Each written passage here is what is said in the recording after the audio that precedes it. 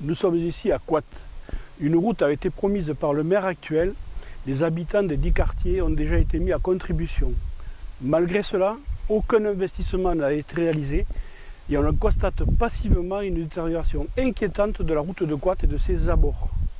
Là aussi, il nous appartiendra de programmer des investissements pour améliorer la circulation dans cette zone.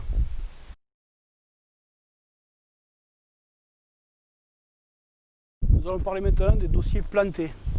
Je ne vais pas vous faire la liste des dossiers promis et non tenus. Celle-ci serait trop longue sur 20 ans à éditer. Nous avons retenu le dossier Cabanel. Les gesticulations préélectorales ont conduit la mairie à raser à la hâte l'immeuble Cabanel. La commune est propriétaire de ce bâtiment depuis trop longtemps. Cette destruction n'apporte rien car la commune n'est toujours pas propriétaire de l'immeuble Sénégas attenant. Après concertation de l'ensemble des acteurs, nous engagerons sur ce site un investissement cohérent s'inscrivant dans une démarche d'embellissement de l'entrée de ville et structurant pour la ville de Saint-Affrique.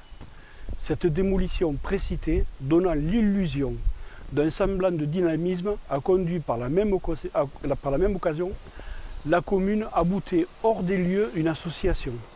Nous nous engageons à reloger celle-ci et les engagements pris seront tenus. Ce site majeur pour Saint-Affrique mérite un plan cohérent, réfléchi et structurant. Contrairement à la municipalité actuelle, c'est dans cette démarche que nous nous inscrivons. Projet Voltaire. Ce projet non abouti a déjà coûté à la collectivité plus d'1 million d'euros. Malgré les sommes engagées, aucun aménagement structurant et cohérent n'a été réalisé sur ce site. L'îlot Voltaire apparaît en déshérence. Là aussi, sans faire table rase du passé, il nous appartiendra d'aménager ce site dans le cadre d'un plan plus général et structurant d'aménagement du centre-ville.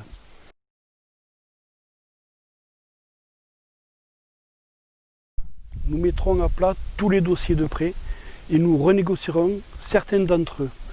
Monsieur Fauconnier nous a juré par ses grands dieux que la mairie ne portait pas de prêt à risque, mais il est revenu à demi-mot sur ce sujet dont le coût s'élève à minima à 1 million d'euros pour la commune. La fiscalité de notre commune est la plus élevée dans la strate, 1180 € par habitant, alors que nous avons un taux d'équipement qui est à peu près de 150 €. Ce qui veut dire que nous payons beaucoup d'impôts pour avoir peu d'équipement.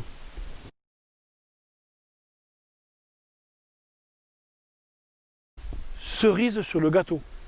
C'est pour ça qu'on est monté un peu en hauteur, les inondations.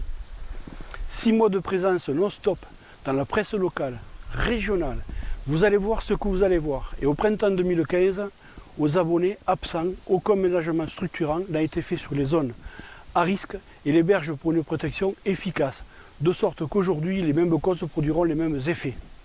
Ces exemples que je viens de citer témoignent d'une passivité, d'un immobilisme et d'une inertie coupable.